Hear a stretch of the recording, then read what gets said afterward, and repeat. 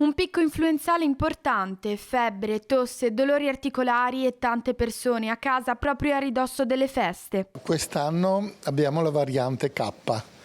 È una variante più aggressiva, però non è più pericolosa. Essendo una variante più aggressiva, è arrivata in anticipo rispetto agli altri anni. Solo in Veneto sono 68.000 i malati in una settimana, 400 i ricoveri. Come prevenire l'influenza? I consigli sono tanti. Il metodo più importante è il vaccino. Il vaccino serve anche per la variante K. Per inciso, se qualcuno non avesse ancora fatto il vaccino, soprattutto le persone fragili, lo possono ancora fare e il vaccino sarà efficace.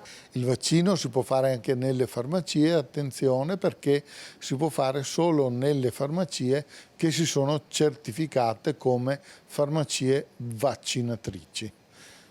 Abbiamo seguito un apposito corso e siamo diventati farmacisti vaccinatori.